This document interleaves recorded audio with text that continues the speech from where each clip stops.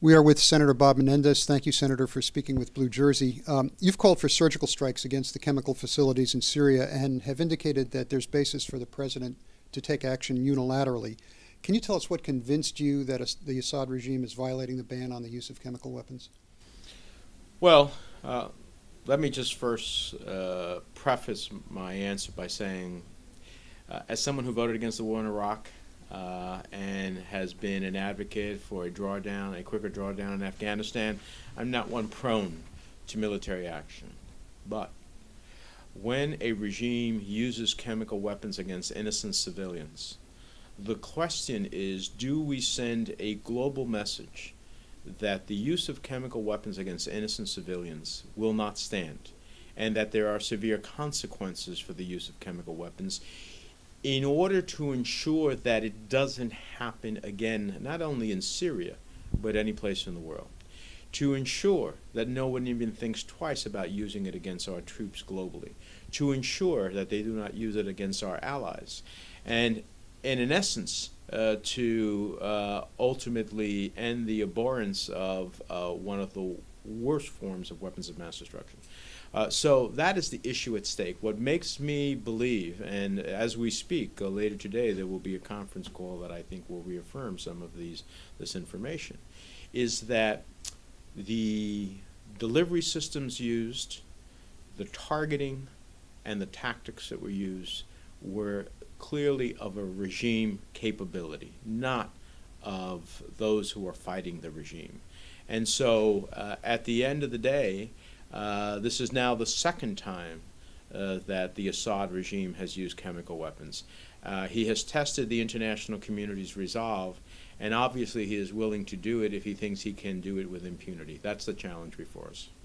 Experience has shown that neither our intelligence nor our weapon systems are perfect. Are you concerned about civilian collateral damage and the fallout that may come of it, especially in international relations and the possibility of counterattacks, say, on Israel? Well, I'm always concerned about civilian casualties, particularly with a regime that has already killed 100,000 individuals, that has caused the displacement of 2 million Syrians into neighboring countries, and that has internally created the displacement of millions more. A regime who may very well use innocents and or those who they have imprisoned to put them at targets. There's always a risk here. And the question, I would say, to those who posit that as a reason not to act is, should we sit by and see hundreds, and if it would continue, maybe thousands of innocents killed with chemical weapons and say, sorry, there's nothing we can do about it? That's really the choice before us in the international community. I think that the Arab League's condemnation of Assad and the Syrian attacks, Turkey's condemnation of it, as well as NATO allies like France and Great Britain, among others, is a clear umbrella under which, in fact, international opinion is overwhelmingly against Assad, except for Assad's patrons, i.e. Russia and Iran. I think most of the world understands that this is a heinous act. So if the surgical strikes work perfectly and eliminate Syria's chemical weapons capabilities, Assad may still be in power. What's the endgame scenario that you'd like to see? Well, I abhor the regime. It is a regime that has indiscriminately used conventional weapons to kill civilians through bombing and artillery. But this is not about regime change. That would be a whole different set of circumstances. I see no boots on the ground. I see no prolonged engagement. I do see a series of surgical strikes that can go against assets that the regime cherishes, whether they be power generation facilities, transportation choke points, airfields, just to mention a few possibilities that the president would have as options, as a way in which the message would be, do not use chemical weapons against your citizens, because if you do, there are severe consequences. Consequences that could, if it were to be a prolonged campaign, change the nature of what happens inside of Syria. I don't believe the regime wants to do that. So this is not about regime change, but it is about sending a global message that the consequences of the use of chemical weapons is severe, and in doing so, hopefully ensuring that we do not face the use of chemical weapons anywhere in Syria or any other place in the world. Changing topics, the Constitution bases our system of government on checks and balances, yet there doesn't seem to have been any congressional knowledge about the NSA spying on American citizens. Are you satisfied that the NSA is operating within the law?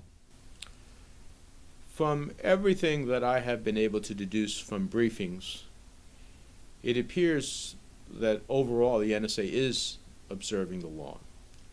But anything that we can do to strengthen the protections of our citizens' privacy, while at the same time protecting our citizens from those who wish to do us harm, we should do. We should do anything that can create firewalls, that can create greater supervision at the end of the day. But I must say that as it relates to protecting America, the terrorists only have to get lucky once. We have to get it right 100% of the time. Those are tough odds. And so the balance here is protecting privacy, which I believe is an essential right in America, and at the same time protecting human life, which from those who wish to do us harm. That's what we need to be able to accomplish, and I believe that we can do that in an even stronger way than we are doing today. So do you foresee any legislation to help protect some of those privacy issues? I think the Intelligence Committee is actually looking at a series of further safeguards that exist. But I think people should know that in a macro sense, what is largely going on here is that mass data is being looked at to see if in that mass data, not knowing the name, not knowing the person, there is a number that is being connected with engagement with terrorists abroad, known terrorists abroad. And if there is constant communication between those two numbers or those two emails, then one must go to a federal court, a FISA court, and seek permission to look beyond that in order to deduce whether or not that is a potential threat to the national security of the United States. How we do that and how we ensure that nothing other than those connections between known terrorists globally and those within our country is pursued is of vital importance. And so the Intelligence Committee is looking at several additional legislative issues. There are others who are looking at it. I look forward to working with them to ensure both the preservation of our privacy as a fundamental right and the ability to safeguard our nation. Moving on to immigration reform, you're part of a bipartisan gang of 8 who shepherded a reform bill through the Senate. Besides giving people in this country a path to citizenship, the CBO estimates it would also decrease the federal deficit by almost $200 billion, both good outcomes. But given the dysfunctional nature of the House of Representatives, is there any chance of a compromise bill being sent to the president in the near future? Well, I appreciate your acknowledgement of that, the economic benefits in addition to the human consequences of immigration reform. The Congressional Budget Office, which is the nonpartisan scoring division of the Congress, said that we would increase the gross domestic product of the United States by 3.3% in the first 10 years, 5.5% in the second 10 years, that we'd create another 120,000 jobs per year for 10 years, or 1.2 million jobs as a result of it, that the wages of all Americans would actually rise, and that we would reduce the federal deficit over the course of 20 years by $900 billion, nearly $1 trillion. So those are just the economic benefits by an independent, nonpartisan entity that made its analysis. Our hope, and August has been a good month for those of us who advocate reform.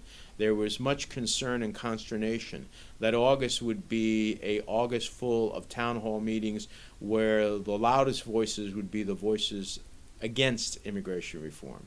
That has really not been realized. And on the contrary, in many town halls across the country, pro-immigration reform advocates have been strongly heard. And we've begun to see a shift among a universe, particularly of House Republicans, who I guess, as Adlai Stevenson used to say, when I get the heat at home, I see the light in Washington. So my hope is that as we come back into September, that while it may not be the Senate reform bill at the outset, different bills that have passed the House that could be a pathway to a conference committee and then an ultimate resolution that could be sent to the president is still viable and is still possible. And I'm cautiously optimistic that we'll get there in the fall. Okay. You and your late colleague, Senator Lautenberg, have been instrumental in bringing federal dollars for reconstruction after Hurricane Sandy. But our governor and many of your GOP colleagues on Capitol Hill consistently deny the correlation between carbon emissions and the severity of this and future storms. How can we address climate solutions in today's political environment? Well, I'm a strong believer in the consequences of global climate change, and it has real effects for us here in New Jersey. Our shoreline, our coastal line, clearly will be diminishing if we don't change the course of events. What we have experienced in flooding, we won't need a Superstorm Sandy, which of course was immense proportions, to face consequences in terms of flooding in our state as a result of global climate change. Our farmers will see the consequences in their crops. So this has so many dimensions to it that affect our lives each and every day, the well-being of our state, the opportunity to bequeath to the next generation of New Jerseyans and Americans a world which can sustain our way of life. And so my hope is that we will get a rising chorus of voices from sectors that normally are not advocates for addressing global climate change, like farmers who see the consequences, like those who live along riverbanks and see massive flooding take place, like those who see forest fires taking place and see the consequences in their own lives. And when those voices all rise up and speak to their representatives in Washington, I'm hoping the dynamics will change. And I'm also hoping the private sector will be a bigger functionary of advocating for the type of reforms that can be market-based. This is the one thing that drives me crazy about my Republican colleagues. They believe everything should be market-based. Well, we can create a system of credits and exchanges and a market for to deal with carbon emissions that would be market-based and that would at the same time reach our goals of stopping emissions and having a world safer from global climate change. Yet when it comes to this one issue, market-based reforms aren't acceptable to them. So I'm hoping the private sector will get into the act because there is a way both to save our planet, improve our environment, and actually have a positive economic consequence along the way. At one time, you said that the Senate should hold hearings on the impact of the KXL pipeline that will be used to transport Canadian oil sands across America's heartland. What's the status of those hearings, and do you think there was a potential conflict in the State Department report because many of the folks that generated that report are former oil company executives? Well, we have been waiting to see. There are additional studies being by the State Department, and what we wanted to do was be able to call them in when they had completed them to get a factual understanding and to subject their final findings to the scrutiny of the committee's membership. There is, unfortunately, from my perspective, because I have not been for the Keystone Pipeline, particularly because of, one, the environmental consequences, and two, there's no guarantee that the tar sand oil that's created from it will stay in the United States. It'll go through Louisiana to the Gulf of Mexico and go into an international market. So what does that do for us in terms of energy? And the jobs that are created in comparison to the risk are small. So unless those hurdles can be overcome, I continue to be opposed. But there is, unfortunately, at this point in time, a prevailing attitude in the Senate and in the Congress in support of the pipeline. And at the appropriate time, it's my hope that the hearings will help rivet the attention and understand some of the deficiencies of this project. This also comes home to New Jersey because there was a report put out today that the port of Paulsboro might be a place where they ship those oil sands. And as you know, last year we had a fairly significant environmental disaster in Paulsboro. What safeguards should be put in place should this happen? Well, I'm not willing to accept that it will happen, and that there isn't the ability to try to change the course of events here. But if, in fact, that ends up being the majority vote in the Congress in both houses, and if the president's not willing to risk a veto of it, then, along the way, we'll try to have to condition if we see that the course of events that is unfolding is one in which it makes it look more likely that the Keystone Pipeline is going to be realized.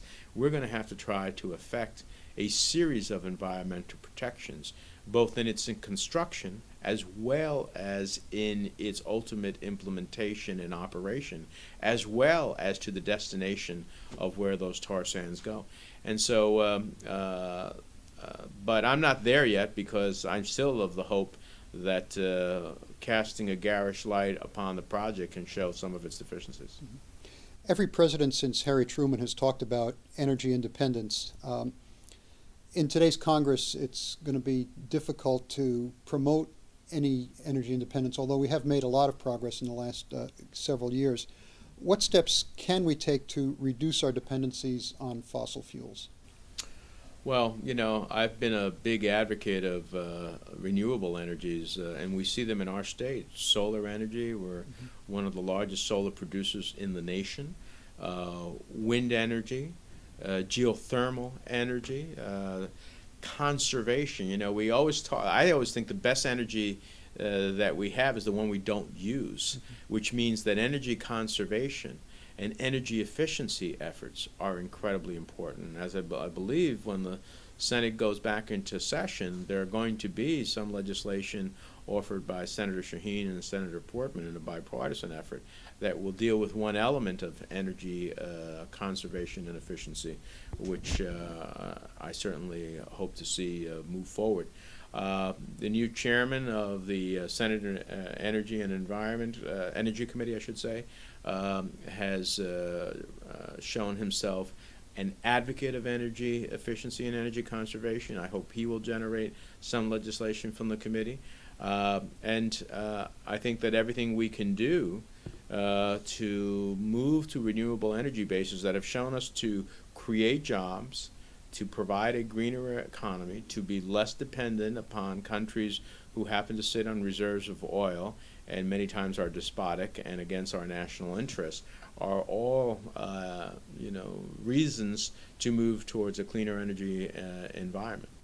We're entering a new phase in nuclear energy where plants are coming to the end of their useful life. Vermont Yankee is closing down. Oyster Creek here in Ocean County is scheduled to close in 2019. How can we ensure that the operating companies leave a safe and clean environment, and how do we make up for the power generation that's lost? Well, with Oyster Creek, I have been a strong advocate, as I am in nuclear power in general, that safety is a critical element. And we're going to have to hold the Nuclear Regulatory Commission to hold its feet to the fire, both as the closing down takes place and to make sure that that the ultimate end of the generation from Oyster Creek leaves us a site that at the end of the day is not contaminated. And so that is something that just is going to have to be a constant, vigilant effort by our representatives, federal representatives in the state, and myself, our next U.S. Senator, who I expect to be Cory Booker, and members of the delegation to work together to put the pressure on the NRC to make sure that at the end of the day we end up with a clean site. And in the process from here to 2019, make sure that that winding down is done as safely and cleanly as possible. Moving on to voting, you sent out a mass email this morning urging Congress to fix the Voting Rights Act. What specifically would you like to see done? Well, I'd like to do everything that we can to strengthen the power that the Justice Department has, although the Supreme Court's decision neutered some of the elements of the Voting Rights Act. It still permits other elements of the Voting Rights Act to move forward, but in a more curtailed fashion. I'd like to, within the Supreme Court's decision, because the Supreme Court, unfortunately, for our country as an institution is the final law of the land. I don't agree very often with this particular Supreme Court, but that's the nature of our democracy. They are the final arbitrator of what is the law of the land, what is constitutional and not. However, I'd like to see as much pre-clearance take place. I'd like to see the Justice Department have the broadest reach possible to ensure that the rights of citizens to cast their vote are preserved. I would like standards that can meet the Supreme Court's scrutiny be set that are of the highest level, so that in fact we do have the ability to ensure that our citizens will be able to cast their vote without impediment, without the purposes of trying to block their votes. We see this happening, unfortunately, in states across the country where the movement, particularly by Republican governors and legislatures, is not to amplify and create a greater, easier pathway towards enfranchising our citizens, but actually in creating greater difficulties and putting more obstacles. And so that is overall what I want to see happen with the Congress's efforts on the Voting Rights Act. Final question. What's your message to Blue Jersey readers, progressives in general, who are concerned that outside of some social issues, the Democratic Party is moving too far to the right in terms of coddling up to Wall Street, in terms of privatization of education? What do you say to those folks? Well, you know, our party's always been diverse, and so there are diverse forces in it. But I believe that the core of what the Democratic Party has believed in, what it stood for, creating opportunity, having the government be a vehicle to create that opportunity, to, in doing so, level the playing field insofar as not bringing others down, but bringing those who are less fortunate up, so that the playing field can be competitive. That means educational opportunity. It means Pell and Perkins, which is why I took the strong position I did in the vote on the package. I just felt that it was going to cost students more over time. The subsidy that the United States has given to higher education is important not just for the individual, but for the collective national economic benefits that are derived from higher education. Our ability to be a global economic leader is foundational. This is a foundational issue in that respect. And so I think that sometimes we have to fight against those who create a crisis and say it's either this way or no way. I think they should be put to the test at times, and particularly where our core values exist. That's education, it is healthcare. Those who want to defund Obamacare and do so at the risk of shutting down the federal government and all of that flows from those consequences, or having the government default on its obligations, that's not fiscal responsibility, that's recklessness. And so I think that you'll still see a Democratic Party that continues to stand up for opportunity, for fairness, for equality. And I think this fall will actually be one of those particular moments where the Democratic Party will be called upon, and I believe will answer the call, to fight back against those who want to turn back the clock to a time and place that none of us want to be at. Senator Menendez, thank you very much. Good to be with you again.